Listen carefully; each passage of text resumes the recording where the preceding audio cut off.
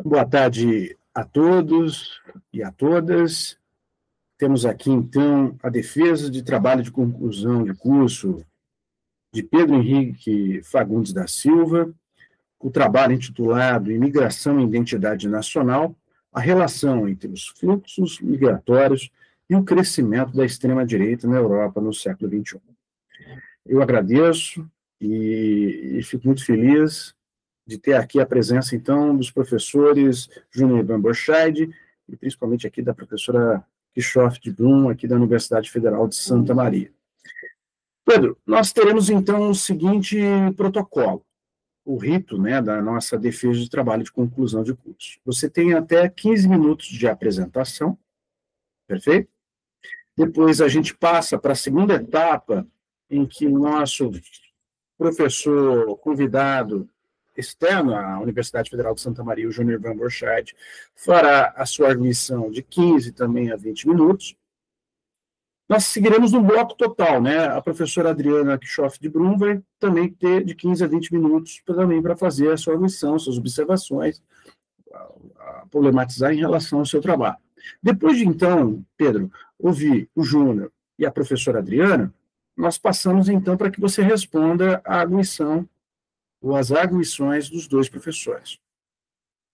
Passamos, então, depois para uma nova etapa. Eu criarei aqui uma sala alternativa para que eu e o professor Júnior e a professora Adriana possamos, então, deliberar em relação à aprovação ou não e em relação também à sua nota. E no momento final, então, temos o anúncio do resultado. Essa, então, é o rito da defesa de trabalho de conclusão de curso. Perfeito, Pedro? Júnior, Adriana, tudo bem? Tranquilo? Tudo bem explicado. Então, agora são 14 horas e 1 minuto.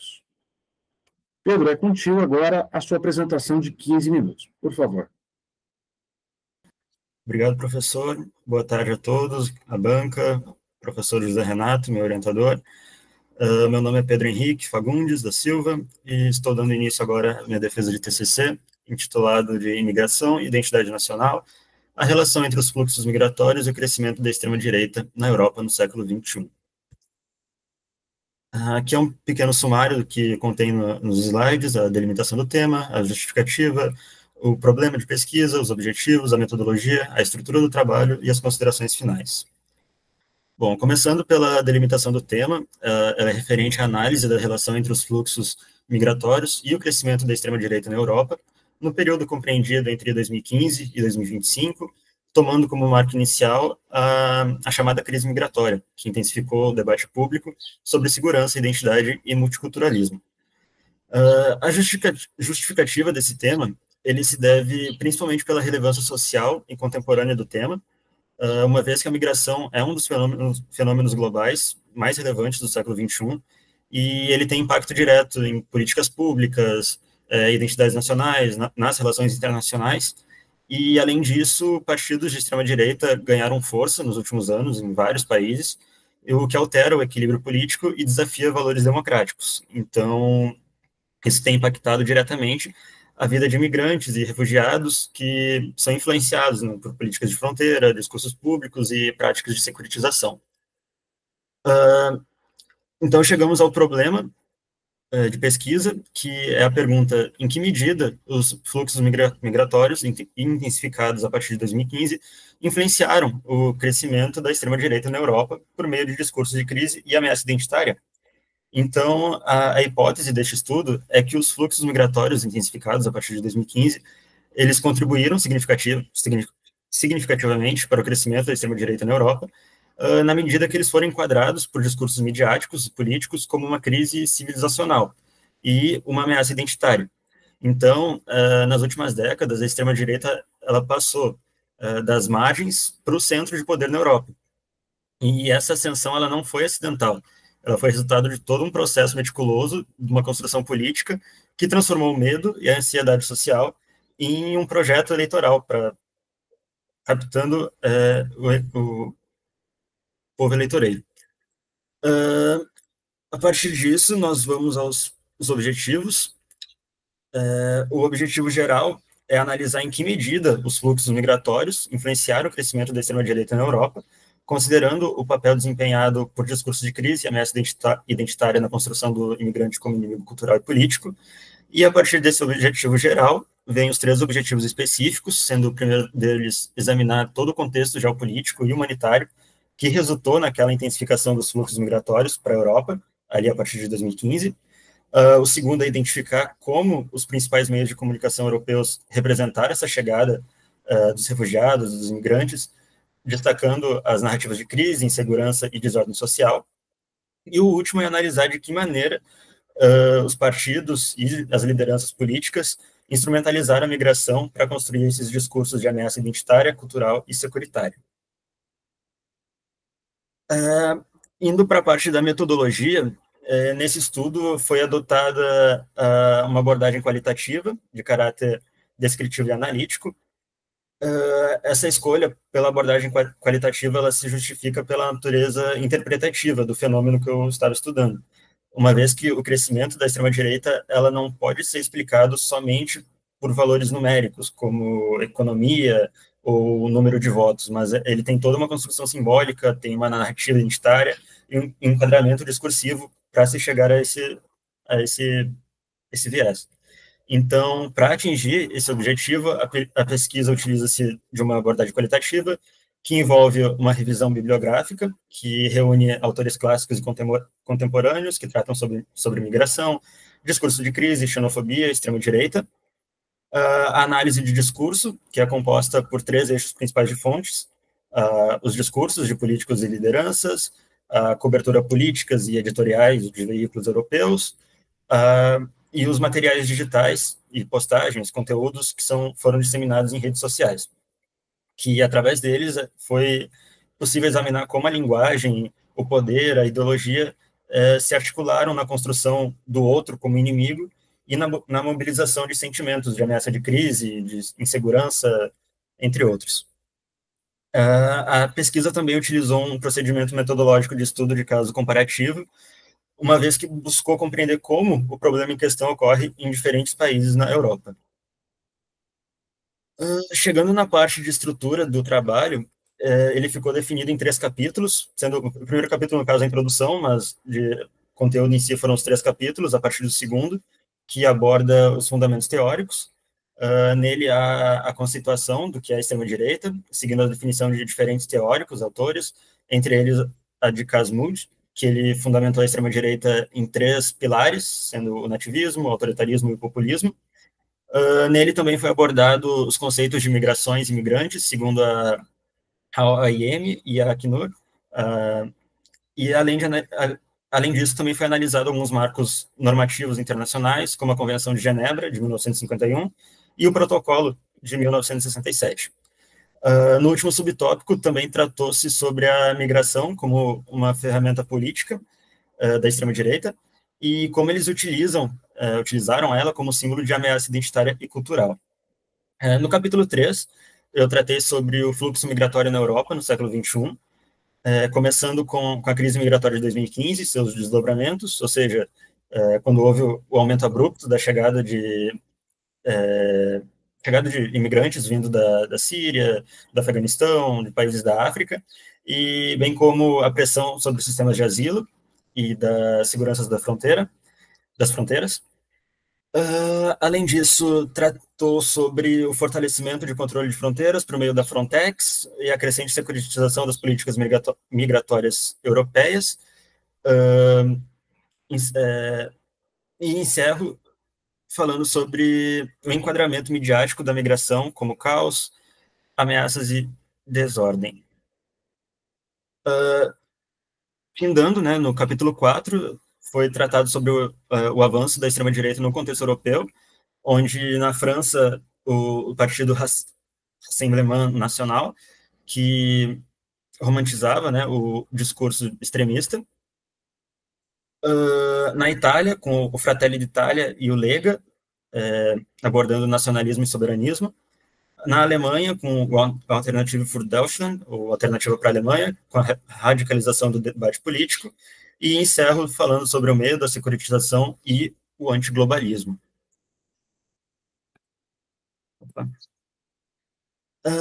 Então, nas considerações finais, Pode-se dizer que a intensificação dos fluxos migratórios após 2015 transformou a migração em tema central do debate político europeu, porque após a chegada de centenas de milhares de pessoas, tornou muito visível as tensões sobre identidade, soberania e segurança.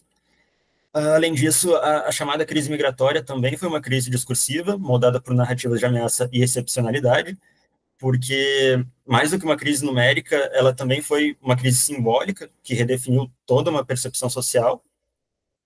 A extrema-direita instrumentalizou a migração como ferramenta política para mobilizar medos e ressentimentos sociais, e então, tipo, a partir disso, partidos radicais exploraram a figura do imigrante para oferecer explicações simplificadas a problemas complexos.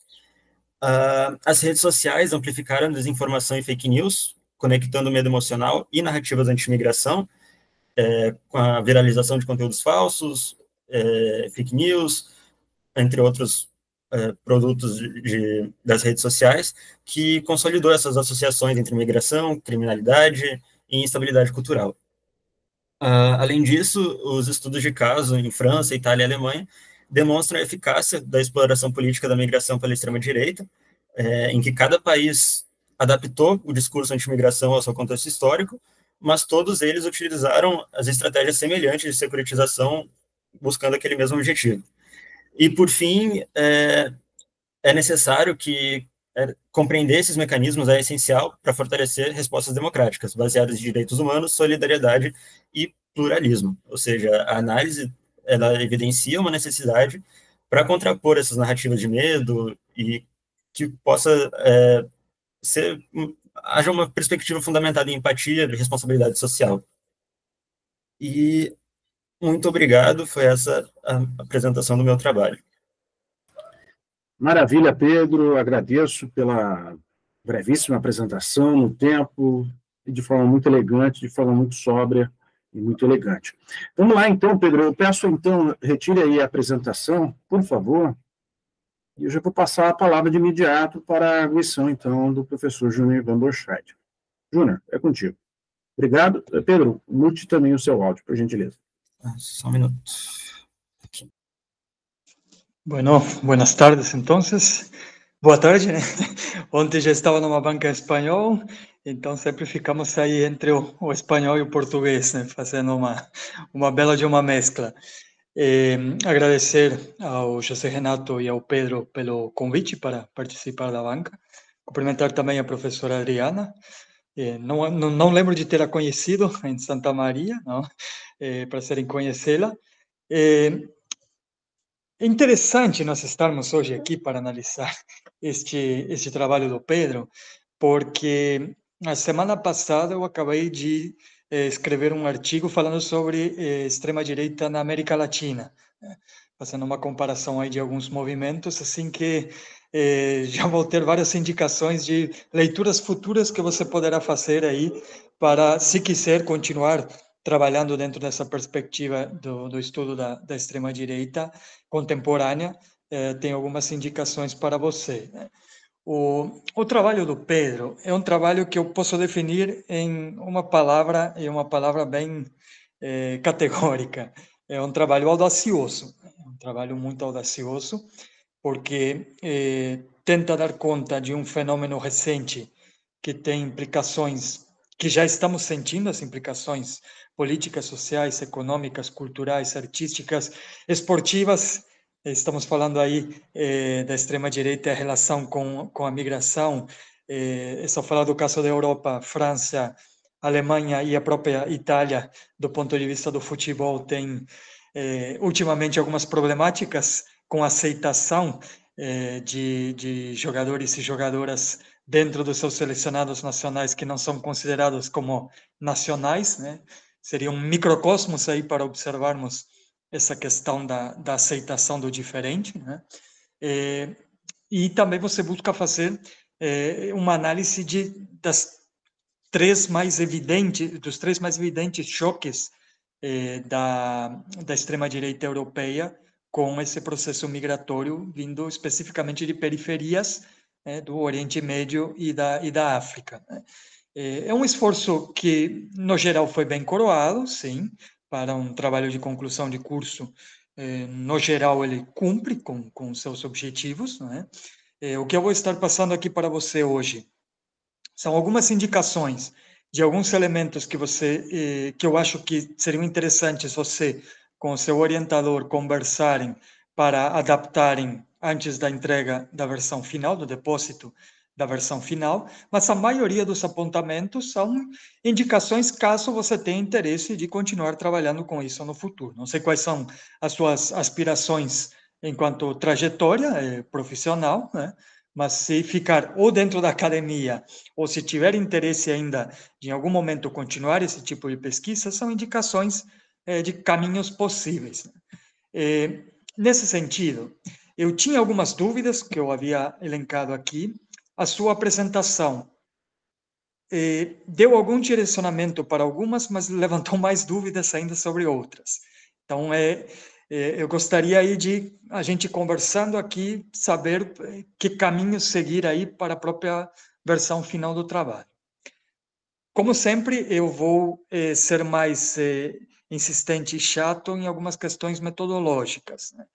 José Renato já me conhece, então, não sei se ele já havia te falado isso, mas é por aí que normalmente começa a minha conversa. Até vi que na sua apresentação já houve algumas delimitações aí, mas que não sei se foram suficientes. No seu resumo, você apresenta, pelo menos na versão que eu recebi do trabalho, você apresenta ali um termo correlação. Investigar ali a correlação. Correlação, ela é feita a partir de uma fórmula de um cálculo estatístico. Isto não é feito em nenhum momento do trabalho. Você fala lá, né, no resumo que vai buscar uma correlação ali da migração com a extrema-direita. Qual fórmula de correlação? Uma correlação simples de Parsons? Que tipo de correlação que é essa? Eu sei que parece às vezes que é um termo muito senso comum, correlação, mas é a relação entre dois grupos de dados. Não são apresentados em nenhum momento esses conjuntos de dados para que cientificamente se faça aí uma correlação, né? Ademais, eu até coloquei nas minhas anotações que eu não vi o uso de estatística. Não, eu vi o uso sim. Você apresenta alguns dados ali, em alguns momentos de estatística descritiva, mas não é uma análise de correlação, né? Então, no resumo, trocar este termo por um termo muito mais abrangente, mas que faz mais jus ao trabalho. Relação. Pronto. Tudo isso que eu falei você já resolve dizendo, não é uma correlação. Eu vou buscar uma relação. Ok, já é um outro tipo de estudo, né? No resumo também, apresentar qual é a perspectiva teórica adotada pelo estudo. Você apresenta ao longo do estudo os caminhos. Porque, por exemplo, você fala que vai analisar a extrema-direita. A extrema-direita, olha, só nos últimos 10 anos você tem centenas de trabalhos que já são considerados referências nessa abordagem. Você vai usar mais o Cass Moodle. Então, por favor, diga-lhe que é a partir dessa perspectiva. Sabe por que isso é interessante? Porque a pessoa que vai buscar ler o seu trabalho, ela tem um interesse em entender os fluxos migratórios na Europa e como isso influencia na extrema-direita. Ela vai procurar isso no Google, por exemplo, e vai aparecer lá o seu trabalho, o título do seu trabalho. Enquanto a título, perfeito, explica bem qual é a proposta. Mas daí ela vai ler o resumo. A pessoa não vai ler todo o trabalho para ver se vai ser útil para ela ou não. Ela vai buscar no seu resumo. Então, coloque no resumo todas as informações essenciais, inclusive a perspectiva teórica que é utilizada, né?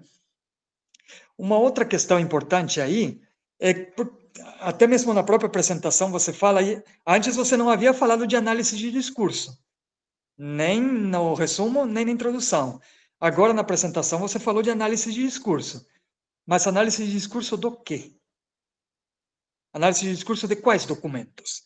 Você fala, por exemplo, que você vai tentar compreender o posicionamento da mídia. Mas, pelo que eu vi no seu trabalho, você usa comentaristas do que a mídia falou.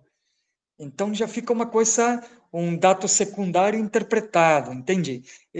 Fica meio complicado, porque, na verdade, você está interpretando a interpretação de alguém. Pode-se fazer isso? Pode, mas a riqueza de dados que você vai ter já vai ter um certo direcionamento a partir de quem já analisou antes de você. É importante ter isso em conta. Depois eu vou entrar nessa questão aqui, né?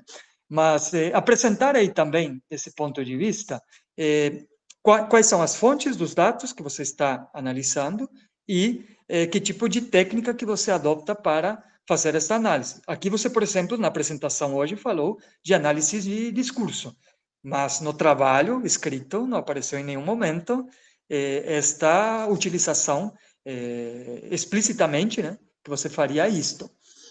Uma outra questão. Você diz que é um estudo qualitativo, ali no trabalho escrito, ele não diz que tipo de estudo que é. Hoje você me diz que você tentou fazer um estudo de caso. Ok, mas pela forma como é construído, até os resultados que você chega, a estrutura que você constrói, isso parece mais um estudo comparado. Um estudo comparado a partir de semelhanças entre os casos e que você encontra ali algumas características específicas. Então, talvez, não digo para agora, sim, você está simplesmente querendo terminar logo a graduação, né? Finalizar esse trabalho, né? Mas pense, se você ler bem o seu trabalho, ele tem muito mais a característica, o emprego de técnicas aí de estudo comparado, até a própria estrutura, como ele se constrói, do que um estudo de caso. Então, seria algo interessante para se observar. Aí depois, vamos partir para a introdução. Já peço desculpas adiantado, porque provavelmente eu vou passar do tempo, já estou vendo, como sempre.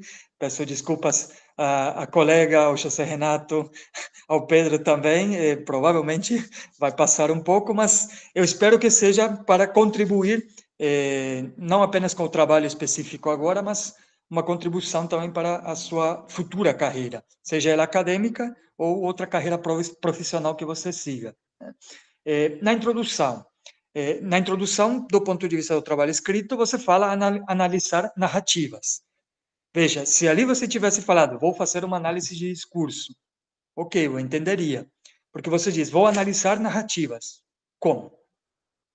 A partir de que técnica, a partir de que método, a partir de que dados, a partir de que documentos, ou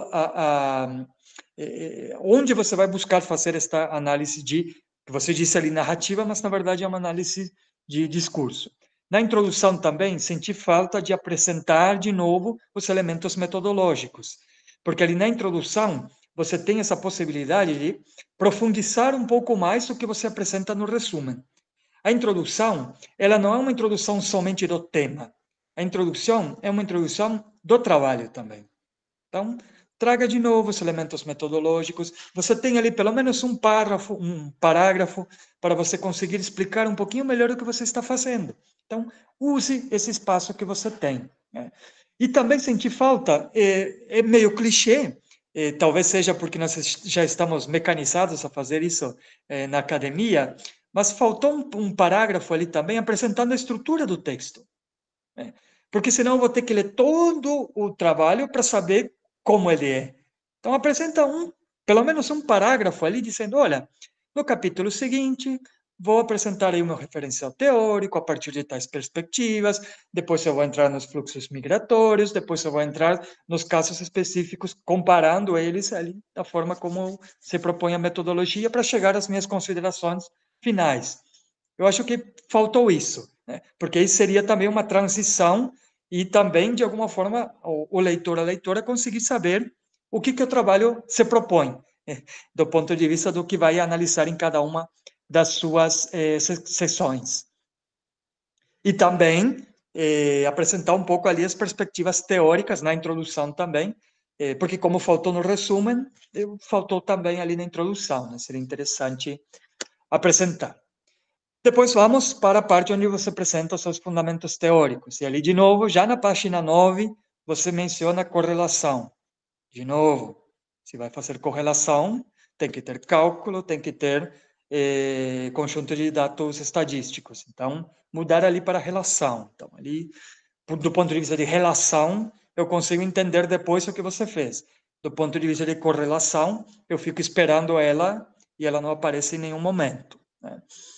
Você utiliza a tipologia de extrema-direita do Cass-Moodle, mas você usa de um texto específico. Ele tem até textos mais atualizados sobre isso. Você fala dos 3 elementos fundamentais. Num texto de 2022, ele apresenta já 4. Já percebeu que a extrema-direita já foi se abrindo e mutando um pouco mais. E eu te indico 3 leituras, não para usar nesse trabalho, claro. Do ponto de vista teórico aqui, cumpre com o necessário. Né? Mas, como indicações para você pensar para frente, tem um artigo que é em inglês do Andrea Pirro, Pirro, Andrea Pirro, de 2022, que ele trabalha a extrema-direita, especialmente na Europa. E já é meio que considerado não vou dizer um clássico porque é de 2022, né? Mas é uma referência muito citada. O Michel Levy, o Levy, alemão, né? L-O-W-Y, L-O-W-Y, Michel Levy, que trabalha numa comparação de extrema-direita no Brasil e na Europa. Também tem uns elementos interessantes, porque ele vai dialogar também com o conceito de populismo, que você usa muito, e é um conceito que, da minha área da ciência política, é um conceito que o pessoal bate muito, né? Tem gente que diz que foi só o populismo da América Latina lá dos anos 30, 40, que diz que depois não existiu mais populismo. Então, quando você entra ali no uso desse termo, tem gente que diz que a cada 2 décadas nós temos novas ondas de populismo. Então, esse é um texto que é interessante para você enquadrar a extrema-direita dentro até dos próprios estudos de populismo. E tem também um livro de 2019 do Owen Wirth, W-O-R-T-H. O Wirth, ele analisa numa perspectiva global de ascensão da extrema-direita. Ali também, não é que vai ser, nossa, grandes novidades, mas é para fechar um pouco melhor ali algumas questões que você deixa em aberto na sua discussão teórica. E um elemento fundamental que você fala ao longo de todo o artigo, toda a monografia, é a questão de como a extrema-direita usa esses elementos narrativos que você apresenta para questões identitárias, né, de construção de identidade, senso de comunidade, e como isso está representando uma ameaça para as democracias liberais representativas.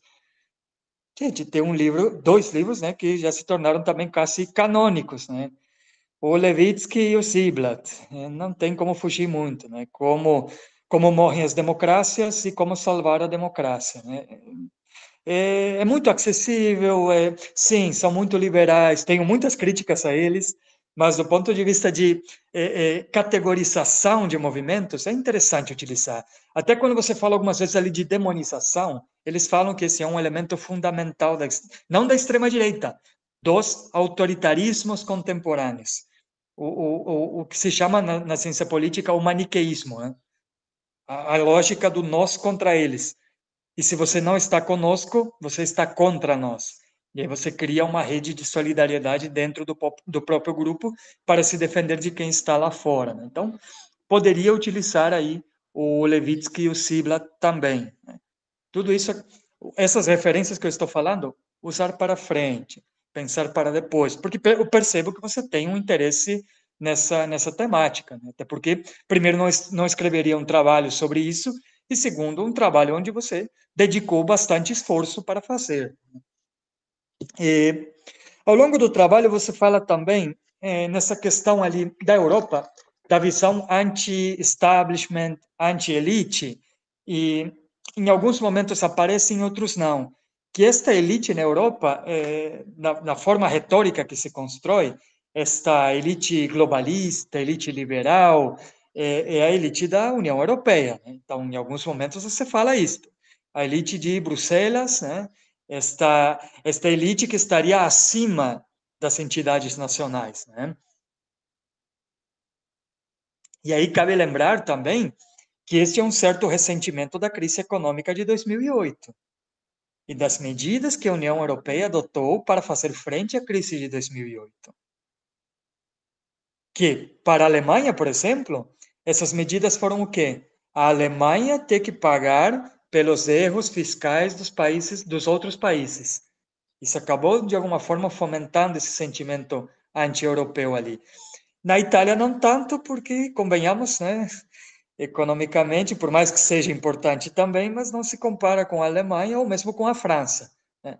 Mas essa questão da crise econômica, a partir da crise de 2008, 2009, de endividamento, vai refletir depois também na crise migratória, porque nós estávamos tendo a crise econômica, e a partir de 2015 se acelera a crise migratória. Então, já estávamos tendo restrições econômicas, e nesse cenário de restrição econômica, agora estamos abraçando esses outros aí, que estão vindo para roubar os nossos empregos, que aí é o discurso de senso comum que é feito, né? Então, em alguns momentos você apresenta essa questão da crise econômica, sei que não era o seu foco, sei disso, mas seria interessante ter um olhar para isso, porque contribui para a criação desse sentimento anti-establishment, que o establishment representaria os grandes grupos econômicos, representaria Bruxelas, representaria esta elite europeia globalizada que não olha para o povo real, não é?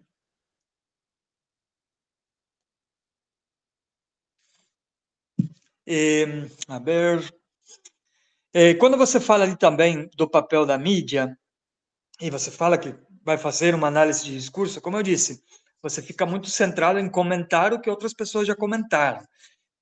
Sim, você é um aluno que está encerrando agora a sua graduação. Claro, nós sabemos que você está no começo da sua carreira acadêmica, ou talvez no final, se não for seguir dentro da academia, né? Mas seria esta etapa para fechar a etapa da graduação. O que eu estou comentando aqui agora são possibilidades, outra vez, caso você queira se aperfeiçoar nesse caminho. Mas quando você fala de analisar o papel da mídia, você poderia trazer dados com relação a isso. Capa de jornal, capa de revista, capa dos portais virtuais desses meios de comunicação, postagens desse meio de comunicação, para que, primeiro, você possa analisar isso, e também para que o leitor, a leitora, consiga ver. Não é você comentando o que alguém falou, ou não é eu confiar em você como acadêmico que o que você está analisando ali, de fato, isso existiu. Não, você traz ali o dado mesmo. Está aqui a capa do jornal que me diz isso. E você está analisando esta capa. Sabe? Trazer esses elementos empíricos que me permitam fazer esta compreensão da realidade. Não? Também você apresenta ali, já vou passando aqui para as análises dos casos que eu considero que, na verdade, é um estudo comparado. Você apresenta ali a crise da representatividade nos três casos, a crise das lideranças, das instituições tradicionais. E, de novo, você poderia trazer dados sobre isso.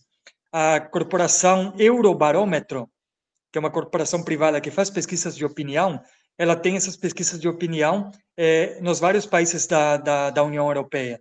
Você poderia pegar esses dados ali para dimensionar isso. Sabe, é interessante você, no estudo de caso ou na própria política comparada, é interessante você não ficar só nesta abordagem qualitativa a partir da bibliografia, mas trazer os dados empíricos também, e os dados estatísticos, porque isso permite eu dimensionar tudo isso que você está falando. Há uma crise, de que tamanho? Sabe? E comparar a crise de cada um dos países. Isto é interessante para você conseguir dar mais legitimidade para o próprio argumento que você está trazendo aí.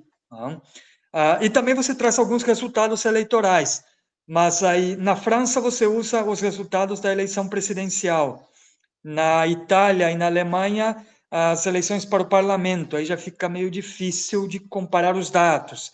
Do ponto de vista da França, você traz ali as eleições presidenciais que o Rassemblement Nacional perdeu, mas do ponto de vista do Congresso, eles ganharam muitos assentos.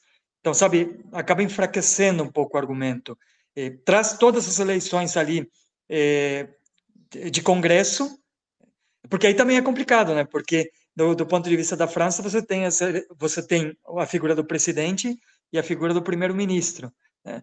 Nos outros países você tem essas figuras também, mas são formas diferentes de fazer eleições aí. Então, tentar padronizar um pouco mais os dados. Né?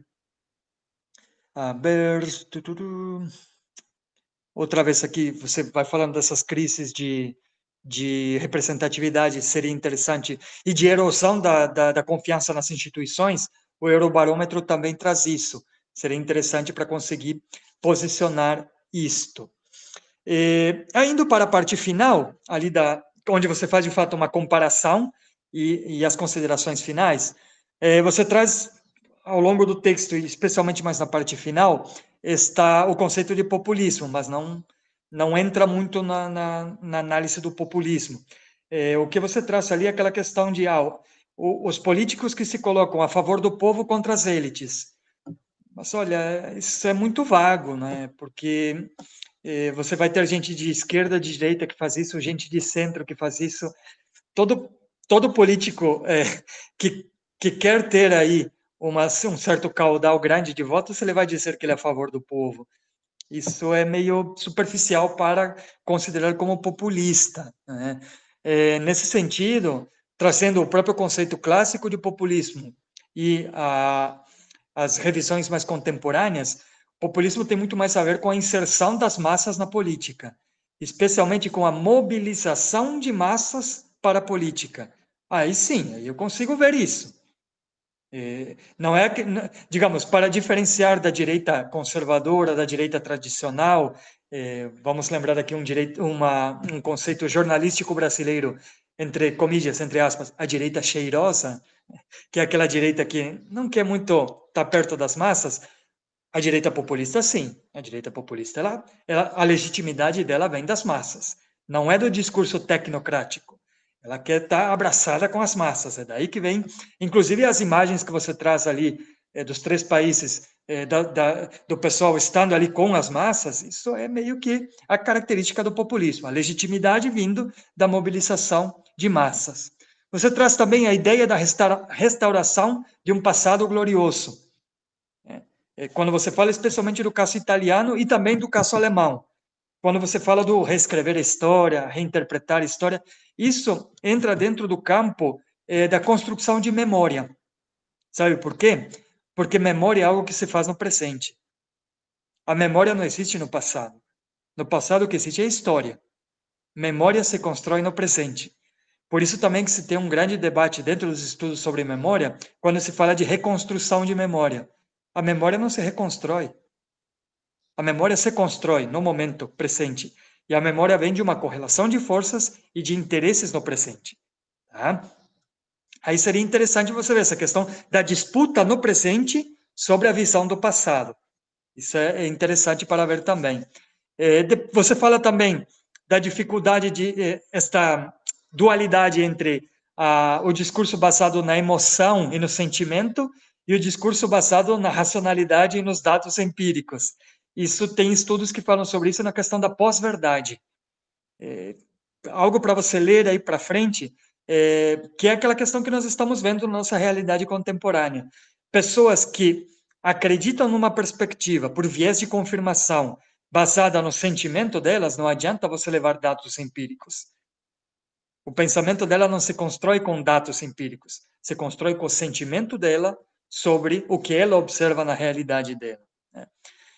Na conclusão, você traça o Bauman. Não sei por quê, porque quando você traça o Bauman, tem toda uma discussão sociológica por trás dele, mas eu sei que é chamativo. Né? Ele traz uns debates interessantes ali. Você fala ali das identidades baseadas aí nesta realidade de modernidade líquida, né? Mas nos escritos posteriores dele e em intérpretes mais recentes dele, vão trazer uma análise interessante, porque o Bauman, quando ele fala das identidades mais líquidas, fluidas, fragmentadas, ele fala que na nossa realidade contemporânea, pós-moderna, nós perdemos os referenciais coletivos. Mas é interessante o que o teu estudo traz, como os referenciais coletivos estão voltando. Como nessa realidade de incertezas, de não saber para onde vamos, nós temos essas respostas fáceis dos referenciais coletivos, seja o nacionalismo, seja a religião. A religião que parecia algo ultrapassado na pós-modernidade, a religião está de volta, e com muita força. Porque justamente neste mundo onde não sabíamos e não sabemos para onde ir, nós temos aqui padrões de conduta. Estes grupos, esses referenciais coletivos trazem para nós isso, padrões de conduta. Tá? E também o senso de comunidade e uma rede de proteção dentro desses grupos.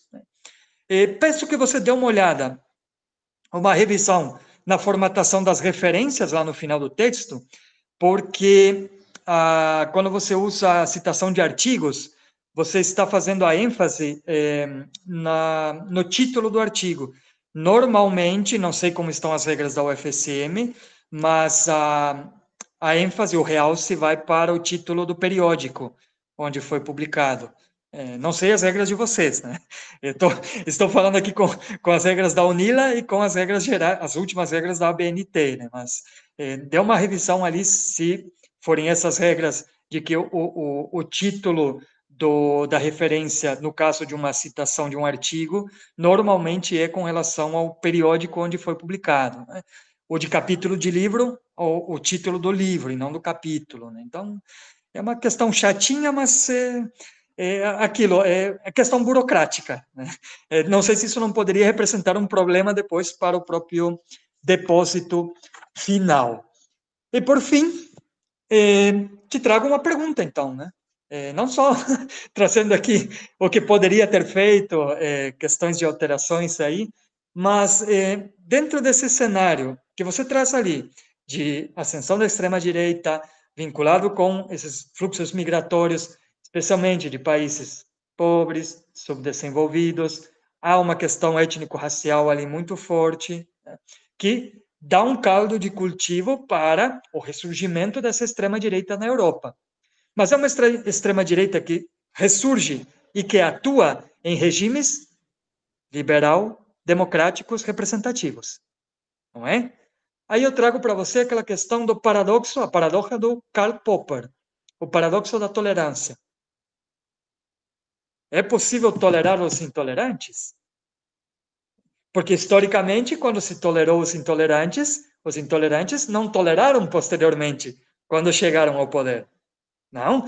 Nesse sentido, como manter estavelmente essa institucionalidade democrática quando se tem participantes que só aceitam as regras do jogo quando lhes convém? Porque ali você estava falando, como eles até moldam o discurso deles. Para quê? Para ganhar a eleição. Mas até que ponto eles vão continuar com esse discurso, com essa retórica adaptada aos... Porque a partir do momento que eles chegam ao poder, não apenas com o primeiro-ministro, mas com a maioria consolidada no parlamento, eles vão respeitar as regras democráticas? É possível ser tolerante com os intolerantes? E aí eu deixo depois para a sua perspectiva individual, a partir do seu estudo, fazer uma análise quanto a isso. Mas, no geral, já tranquilizando um pouco o Pedro também, como eu disse no começo, o trabalho ele cumpre, sim, com os objetivos fundamentais de um trabalho de conclusão de curso. Tudo isso que eu falei aí, praticamente meia hora para você, perdão por ter me prolongado, como sempre, mas é justamente para coroar o esforço que você fez de investigação, ou seja, para tentar fazer com que o trabalho fique ainda melhor, faça ainda mais jus ao esforço que você fez, né? E, por outro lado, abrindo possibilidades para o futuro, né? Depois, até gostaria que você me falasse, se você quer seguir na perspectiva acadêmica, mas mesmo que não siga, caso você tenha interesse de revisitar esse trabalho, profundizar um pouco, fazer um artigo específico sobre pontos específicos, eu trago aqui para você então, possíveis caminhos que você possa seguir para profundizar um pouco mais a sua trajetória dentro deste objeto de investigação. Por ahora seria isso. Graças e perdão por haberme propassado e prolongado um pouco. Perfeito, Júnior. Agradeço demais a sua contribuição, que foi riquíssima, instigante demais. Eu já passo, então, a palavra de imediato à professora Adriana Schoff de Brum. Por favor, agradeço, professora, novamente, por ter aceitado o nosso convite. A palavra. Boa tarde, um prazer. Agora ficou faltando pouca coisa para comentar. O professor Júnior já debruçou toda a análise ali. Mas, primeiramente, agradecer o convite, é um prazer participar desse momento, ao Pedro Henrique, né, que sempre esteve presente nas minhas aulas, parabenizar pela escolha do tema, que é um tema bastante sensível, atual, complexo, polêmico, né, e traz aí uma série de questões que, quando a gente se debruça na leitura desses trabalhos, por conta que ela caminha, né, em várias áreas, e isso dá uma certa ansiedade, porque a gente fica sempre querendo mais e mais desses trabalhos, tendo em vista a problemática, a complexidade, né, do tema, que pode caminhar ali dentro da ciência política, dentro das relações internacionais, dentro da economia, e assim vai. Então, ela é multifacetada e a gente consegue...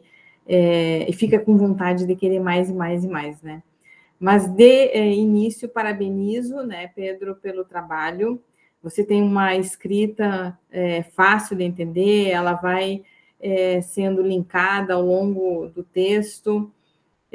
Algumas considerações que eu vou colocar aqui em relação à questão de estrutura do trabalho, que eu percebi na sua apresentação, que você tem essas informações, mas elas ficaram devendo ali na escrita, como, por exemplo, dentro da introdução, fiquei ali meio perdida quando eu não achei a questão da metodologia, a questão da sua hipótese principal, os seus objetivos específicos.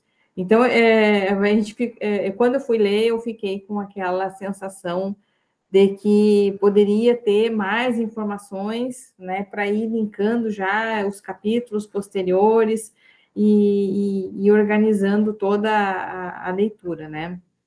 Mas isso aí é fácil, é uma coisa bem fácil de inserir dentro da sua escrita, porque você já tem aí, inclusive, muitas informações que elas não constam aqui, tá? Só por uma questão burocrática, como o professor Júnior falou, vamos trazer essas informações para o leitor que, né, for se debruçar nessa leitura, não ficar também com aquela curiosidade ali se prorrogando, e aí começa a ser, vamos dizer assim, ter um entendimento, né, da leitura quando vai para os próximos capítulos, o que eu acho, de certa forma, desgastante, né, porque vai perdendo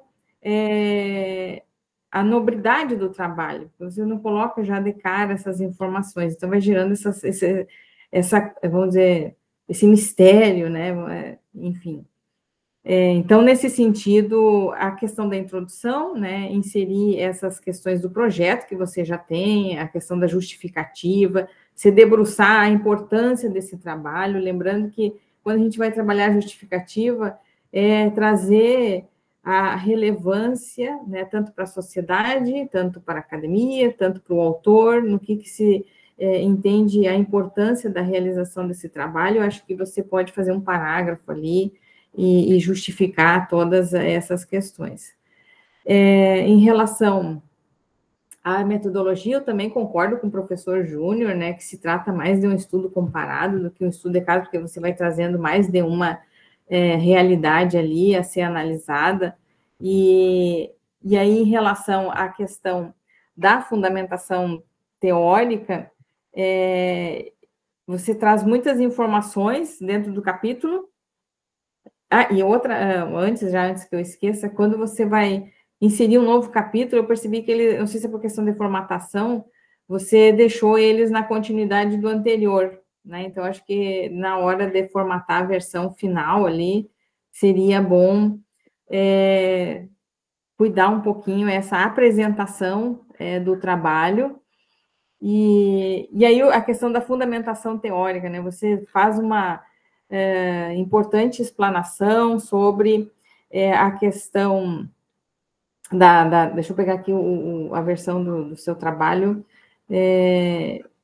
dentro do fundamento teórico, você vai trazendo ali o conceito da extrema-direita, a migração, né, na contemporaneidade, a migração como ferramenta política da extrema-direita, e aí você vai trazendo uma série de informações dentro desse referencial teórico, você utiliza o CASMUD, né, como principal ponto de explanação, e aí, assim, o que eu aconselho, quando você traz todos esses subtópicos aqui, dentro do possível, puxar lá dentro da análise dos dados, né, de cada uma dessas situações, desses pontos que você se propõe a explorar, informações que apresentem esses dados, essas análises relacionadas a esses propósitos. Eu acho que nisso o professor Júnior também já mencionou, acho que faltou um pouquinho mais, talvez, de tempo, enfim, de apresentar dados, né, capas de revistas, jornais, sites, redes sociais, que vá elucidando essa relação, né, dessas análises teóricas com os fatos, de forma a criar ali uma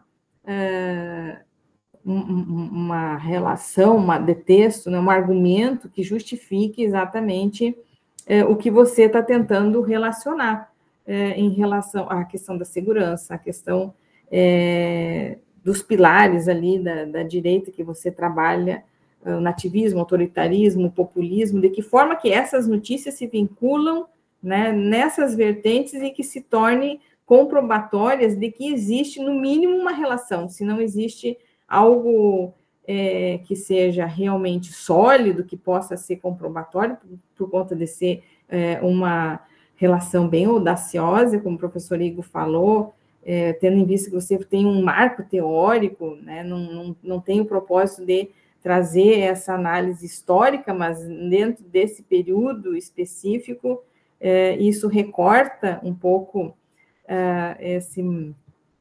essa análise, mas que existe, no mínimo, uma relação, né? Não que seja causa e efeito, mas que existe, de certa forma, uma tendência a ser corroborativa às condutas de extrema-direita, a essas situações ali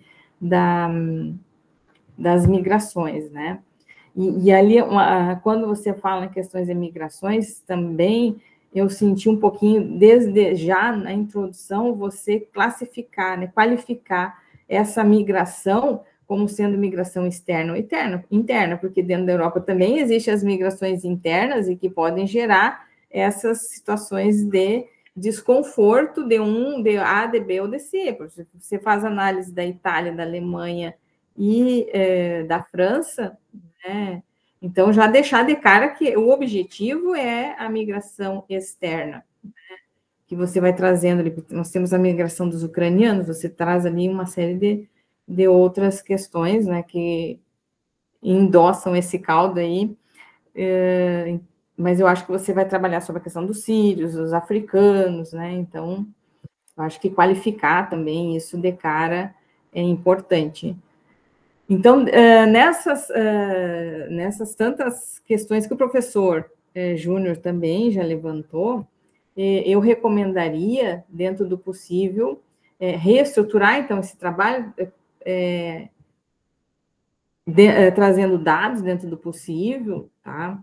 Que ilustrem, né, que comprovem essa ascensão do populismo relacionado com a migração, autoritarismo com a migração, nativismo com a migração, e você levanta a questão da securitização.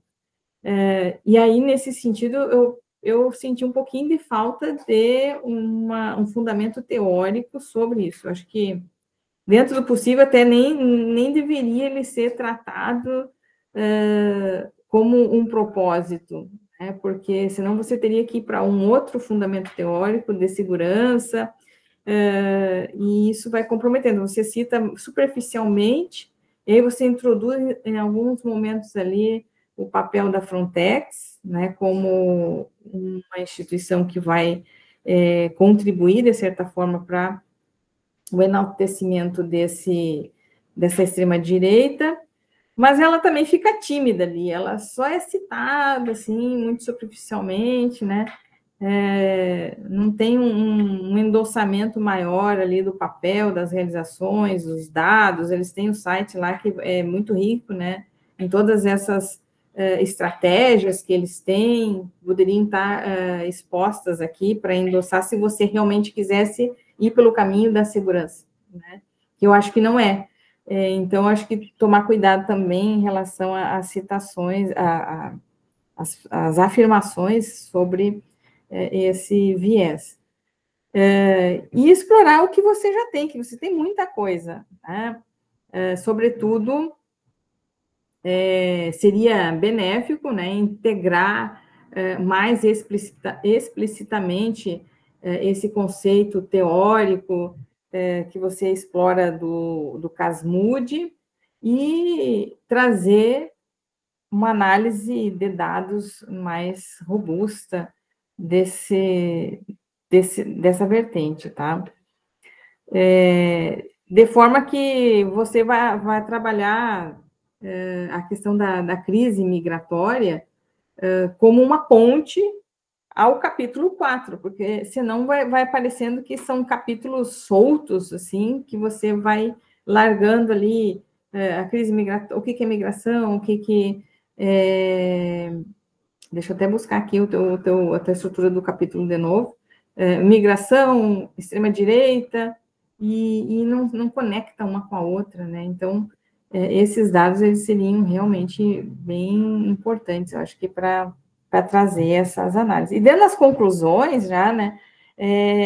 Também concordo com o professor Igor, né? Eliminar tudo que é fontes, eu acho que é o Pedro ali. Agora é o momento do Pedro. Pedro levantou um monte de leituras, trouxe uma série de fatos, né?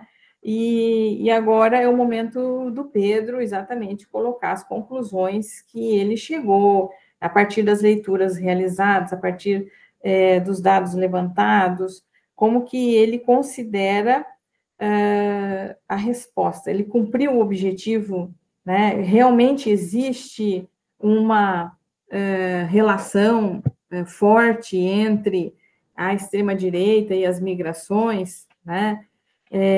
Então, esse momento eu dedico, eu sempre falo, é o momento do acadêmico, né? Colocar ali as suas conclusões, trazendo informações que já estão, né, trabalhadas anteriormente ali, nada de novo também, se não foge um pouquinho, retira tudo que é fonte, Balma, etc., dessas considerações ali, e também tomar um cuidado um pouquinho ali com a apresentação das referências, uma padronização. Aí você faz uma revisão, né, dentro das normas.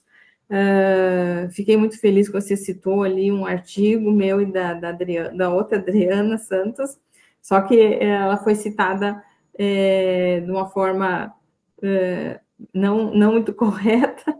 Então, ali, colocar sempre o Brum na frente, né? Mas eu agradeço imensamente as considerações, né, Pedro? E, enfim, eu acho que são poucas coisas, assim, eu acho que para um trabalho de conclusão de graduação, você cumpriu o propósito, né, e parabenizo novamente pela escolha do tema, é um tema apaixonante, ele é complexo mesmo, só dá uma reestruturada, uma reorganizada dentro dessas análises para que ele fique mais fácil de entender, que flua melhor a leitura, e dentro do possível também não fazer sessões muito extensas. Eu acho que essas sessões elas podem ser mais compartimentadas, né? De repente, para não fazer... Não ficar uma leitura, às vezes, muito exaustiva, repetitiva, tá? Não que você vai eliminar texto também, não. Você consegue reestruturar um item, subitens, né, e etc. Para tornar o trabalho mais, assim, mais apresentável. Mas é isso, eu acho. O professor Igor, o professor Júnior, já falou tanto, e quase todas as minhas anotações aqui eu já estava mais ou menos encaminhado nesse sentido. Acho que nós fomos bem coerentes nesse sentido. E agradecer, então, Pedro, parabenizar, agradecer ao professor José Renato. Essas seriam minhas considerações. No momento, depois eu posso até passar para o seu e-mail também, as minhas anotações, se você assim preferir. E é isso, obrigada. Juna? E agradeço, professora Adriana, pela contribuição, pelas sugestões e reformulações. Sim, Juna? Sim, o que a professora Adriana tinha comentado ali, de que a securitização ficou uma coisa meio, parece que forçada, colocada ali no fim, porque o seu trabalho, o foco dele é a identidade, Pedro. É só ver o título do seu trabalho. Teu foco é a identidade. Então, eu acho que colocar securitização ali mais embola o meio de campo do que te ajuda. Que é o que a professora Adriana também falou. Claro, você vê que, olha, tem como olhar por esse lado também, mas não precisa inserir isso. É a questão do recorte, porque senão você não termina seu trabalho nunca, né? Sempre você vai encontrando possibilidades novas de novas visões, né? Eu acho que essa parte da securitização é um trabalho à parte. É um artigo que você pode desenvolver depois, é talvez o seu trabalho de dissertação de mestrado depois, mas por enquanto não é um elemento, assim como a questão lá das identidades líquidas do Bauman. Será que é o momento de trazer essa questão ali? Porque, obviamente, uma pessoa que lê isso, poxa, o cara passou o trabalho inteiro falando de identidade numa outra perspectiva e agora traz o Bauman. Eu, ao invés de enriquecer, acaba complicando um pouco a situação aí, né? Mas eu entendo o que você fez, porque eu já fiz isso, a professora Adriana já fez isso, o professor José Renato já fez isso, todo mundo já fez isso, especialmente quando a gente está aí finalizando a graduação. Depois também, né? Mas especialmente nesse momento. A gente quer abraçar o mundo, né? A gente acha que tudo é importante para explicar ali, mas do ponto de vista prático, para entregar um trabalho ao final, nós temos que fazer essas escolhas. Perfeito, agradecer novamente a professora Adriana pela contribuição, o Júnior também pelas suas contribuições, suas sugestões, alterações em relação ao trabalho. Pedro, nós tivemos aqui uma banca extremamente qualificada, né, avaliando o seu trabalho, fez uma leitura muito atenta ao seu trabalho. Eu vou lhe dar de 5 a 10 minutos para você responder todos esses aspectos, todos esses pontos que foram destacados pelos nossos arguidores, né, pelos membros da banca. Tá bom, Pedro? Agora são 15 horas e 1 minuto, de 5 a 10 minutos, então, para responder todos esses itens aí. Obrigado novamente, então, Adriana, Júnior. Pedro, é contigo agora. Nossa, 5 minutos complica um pouco, mas tudo certo. Isso, começando agora pelos últimos apontamentos, é realmente um pouco complicado, assim, de manter o foco, vamos dizer assim, de delimitar bem, porque uma coisa vem puxando a outra, e, por exemplo, ali, eu falei sobre França, Alemanha e Itália, mas tem outros vários exemplos, tem Hungria, tem a Polônia, e até Portugal e Espanha agora também tem a ascensão da extrema-direita está bem presente, e assim, uma coisa vai puxando a outra, e aí eu, não sei, vou querendo falar sobre tudo, e acaba que acontece isso, né? Mas muito obrigado, inclusive, pela contribuição. Realmente tem alguns pontos que realmente faz total sentido e eu vou buscar melhorar isso. Deixa eu pensar. Ali na parte sobre que eu não fiz uma. Ali que eu botei um pouco sobre as eleições parlamentares, um pouco sobre a eleição presidencial. Na verdade, foi uma parte minha querendo mostrar essas diferentes eleições, porque até um exemplo da Argentina agora, por exemplo, na eleição presidencial, Milei ganhou, ok, mas o parlamento, o resto do governo em si não era, ele não fazia maioria no governo. Agora já está fazendo com o Centrão ali, se juntar ao Centrão ali, já ganhou uma boa parte, né, do governo. E isso acontece também no cenário europeu, mesmo ali, por exemplo, a Le Pen não ganhando a eleição presidencial, mas o partido ali teve um crescimento muito grande. Então, foi justamente por esse ponto de mostrar que tanto na eleição presidencial quanto nas eleições do parlamento tiveram essas ascensões, né? O que mais que foi pontuado? Quanto ao estudo, eu fiquei um pouco na dúvida, assim, para falar a verdade, se estava mais sobre um estudo de caso ou um estudo comparado, né? E então acabou que eu coloquei como estudo de caso, mas estava um debate assim meio... Tava um debate na minha cabeça qual que seria mais coerente a ser usado. Deixa eu ver mais o que eu anotei aqui.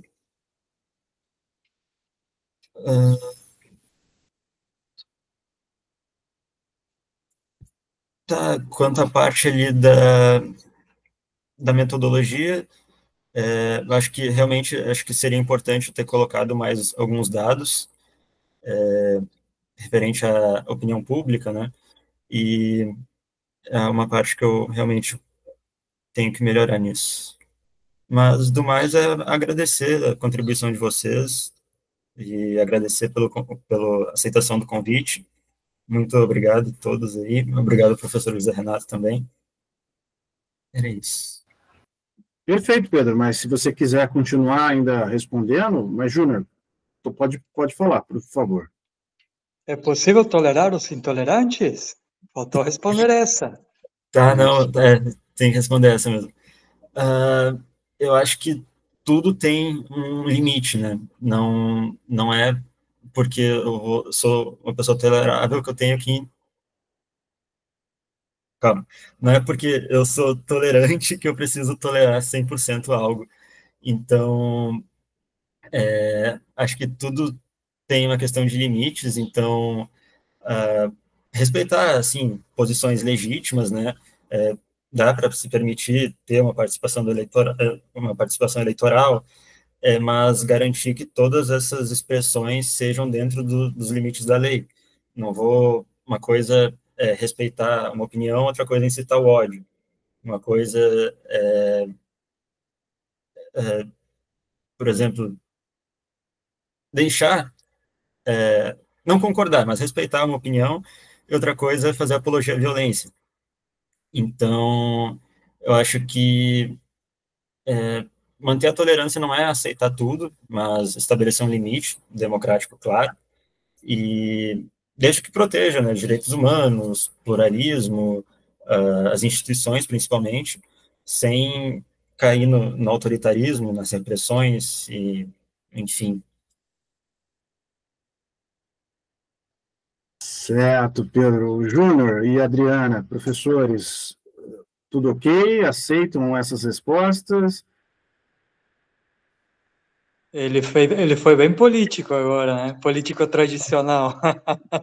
Não, mas justamente. Só que a questão é essa, né? Até no próprio trabalho aí você trouxe isso, né? Que, claro, com ações, eles não estão tendo tantas ações violentas, mas às vezes tem. Mas do ponto de vista aí, discurso, eles saíram desse elemento mais reacionário e violento para algo mais polido. Mas você mesmo escreveu no seu trabalho aí.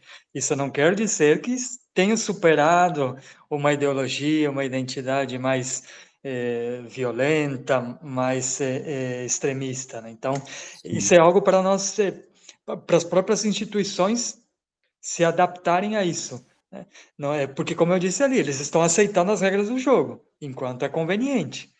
Quem diz que a partir do momento que eles não têm um controle de maioria dessas instituições, eles simplesmente já deixam de lado essa perspectiva de aceitar as regras do jogo, né? Então, por isso que a professora Adriana também falou, né? Uma temática muito atual e que afeta praticamente o mundo todo, né? Isso que você nem falou muito da questão das redes sociais, do uso da internet, porque aí já pela aceleração dos tempos e tudo mais, pela capacidade de consumo de informação, essa nossa realidade agora, tudo isso que o Popper escreveu ali do paradoxo da tolerância, agora fica ainda mais complicado, né? Senão a gente vai daqui a pouco entrar na discussão sobre censura, sobre restrição de liberdade, aí já Regulamentação das estaremos aqui redes. até a noite, pelo menos, debatendo, né? Mas foi uma resposta satisfatória, resposta do político bem tradicional, né? Agora o Pedro foi do Centrão. Por favor. Não, e o curioso de toda essa temática, só para fechar aqui, é a questão que a migração ela continua sendo incentivada dentro da Europa por alguns países, a depender, né, da questão da mão de obra, a questão do envelhecimento da população e etc., mas são alguns tipos, então tem um filtro aí dentro dessa temática também, né? O que ainda torna mais complexa essa análise. Mas só para provocar o Pedro, para deixar o Pedro ainda mais... Até mesmo nesse sentido, o próprio Donald Trump, né? Ele é anti-imigração, exceto se for branco da África do Sul, se for europeu qualificado, ou seja, ele tem algumas exceções, ele até quer vender, né, a cidadania lá, né, ele tem umas políticas não tão restritivas assim, né? Mas realmente isso, e até é interessante observar, até tinha notado aqui depois do comentário da professora Adriana, porque cada um desses 3 países aí tem realidades diferentes, né? A Itália, por exemplo, é a porta de entrada. É um dos primeiros lugares onde os imigrantes chegam. A França é um lugar de grande fluxo, sim, mas ainda é menos do que a Alemanha. A Alemanha que é a principal economia da Europa, né? Então, talvez cada contexto, cada realidade local também tem sua influência, né? É interessante de observar isso que você consegue fazer num estudo comparado, né? Ou seja, você tem similaridades aqui, mas há diferenças dentro dessa similaridade. Maravilha, Pedro. Eu acho que esses aspectos aqui trazem muitas contribuições para o seu trabalho, um trabalho de conclusão de curso, como o Júnior disse muito bem, um trabalho de ousadia intelectual bem grande, né? Acho que você realiza ele de fato, respondeu até de forma satisfatória todas as questões, embora foi um político de centrão, sem sombra de dúvida, nessa questão do paradoxo da tolerância do Popper. Bom, enfim, eu acho que os professores estão satisfeitos em relação às suas respostas. Nós vamos passar, então, para a nossa penúltima etapa agora. Eu vou encerrar aqui, então, a nossa gravação, para que eu, o professor Júnior e a professora Adriana, possamos passar para a sala de deliberação, né, para falar em relação à sua aprovação ou não. Imagino que você já saiba que está aprovado, mas nós vamos deliberar, então, em relação à questão da nota. Perfeito, professor Júnior, professora Adriana, podemos proceder dessa forma. E, então, vou encerrar aqui a gravação e vou pedir para que os professores deixem mutado, como já está, e a câmera também fechada, para que a gente possa passar para a próxima sala. Eu já encaminhei um e-mail para vocês, tá bom? Estou encerrando aqui a gravação.